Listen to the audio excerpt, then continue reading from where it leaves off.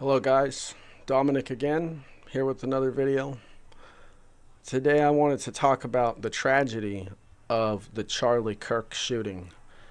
And it is unfortunate that a man lost his life, and it is unfortunate for the family that they have to go through this.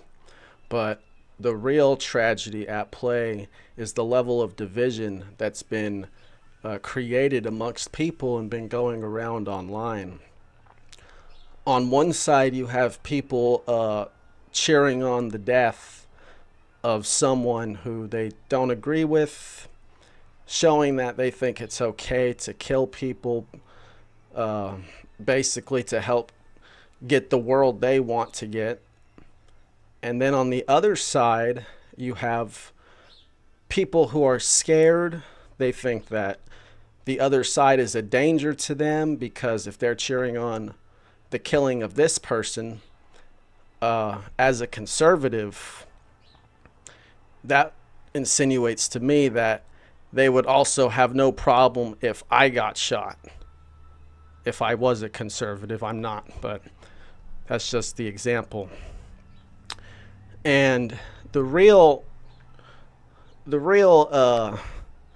dichotomy at play is that both sides actually have a lot more in common than they think they do, because both sides are perfectly okay with supporting a system that is inherently violent to get what they want.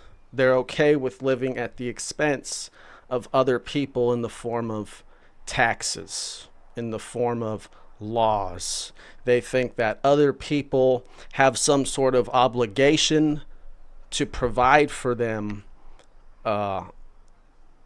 securities or welfare or whatever in order to fund the things that they think are actually going to benefit society, while at the same time neglecting the rights of the individual or the wants of the individual, because a lot of the times they're actually coerced into funding things they don't support. So when it comes down to it, whether you're left or right, you're actually a danger to everyone else. It's not just the left who's a danger to the right, and it's not just the right who's a danger to the left. If you support the government, that makes you a danger to everyone because you're complacent with a system that is inherently violent and coercive to all other people.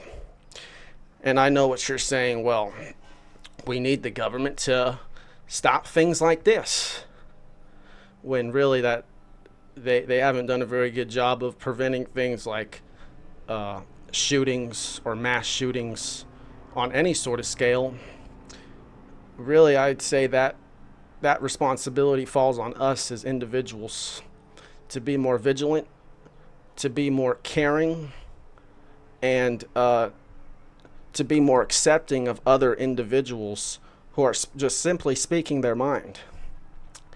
And that's another thing too, is if you don't support Charlie Kirk, as others have stated, this is probably the worst thing that you could have possibly done, because now in the minds of the followers of Charlie Kirk, he was right all along, and this just further propels him into pretty much mythological status, is probably what we're going to see come out of this from his followers.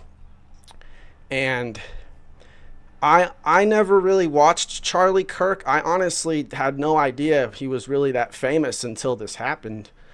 I heard a little bit about him from people at work, and I watched one other thing from him before that. And the things I saw from him, they didn't really impress me. They just told me this is not a guy who gets it because he's talking about the Bible, he's talking about supporting Jesus and things like that, but at the same time he's perfectly okay with government.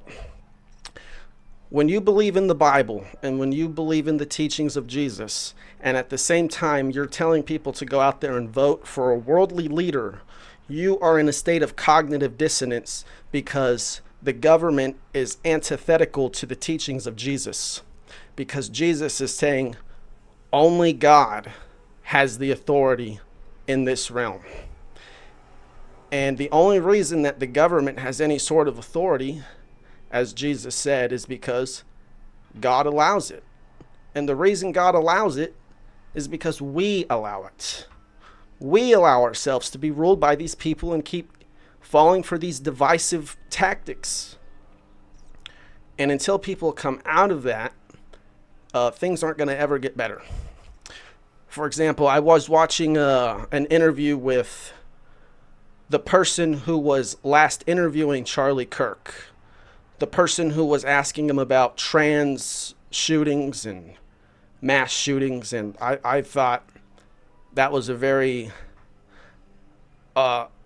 ironic thing to be asking him right as he got shot. It was certainly very suspicious in my mind. But after watching that interview, I don't really think that person had any ill intent. But he did ask, or he did say something that I thought was interesting. He said that he's been connected either directly or indirectly to other mass shootings or shooting events, either through people he knows or just putting himself in that position.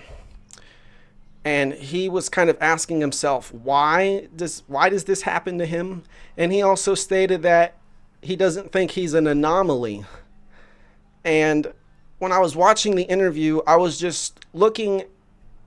He was sitting on a couch, and behind him were several flags. Now, I don't know all of them, but I saw the trans flag, I saw the LGBT flag, I saw the NATO flag, and I saw the Ukrainian flag. And there were some other ones too. That right there pretty much tells me why you're putting yourself in such bad positions, because you're latched on to false narratives and worldviews that you think are going to actually bring about positive change, but in reality they aren't.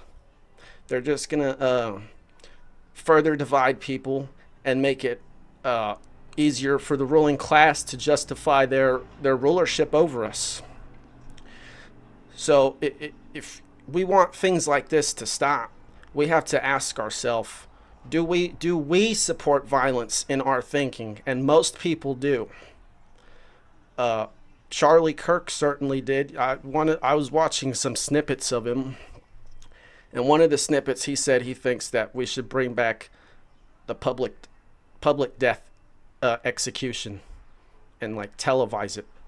That's what he was insinuating.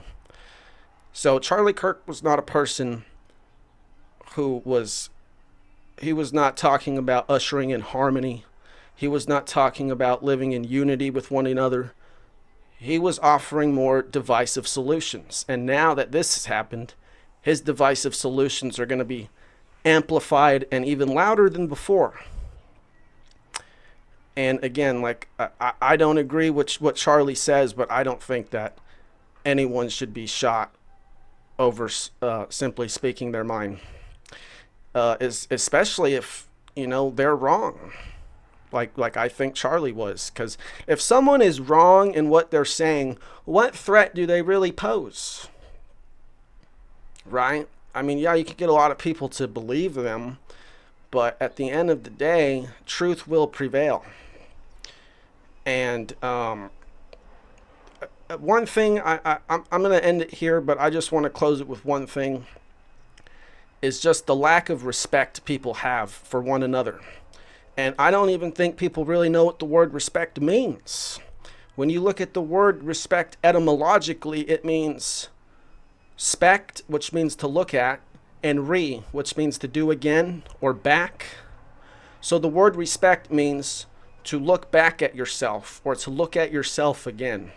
And most people have not actually looked at themselves or considered the way they think and whether or not they actually support violence or are complicit with violence or not themselves. So the word respect basically means you see other people the same way you see yourself. And that's what's lacking today. And that's my video, guys. Thanks for watching, and I'll see you guys again.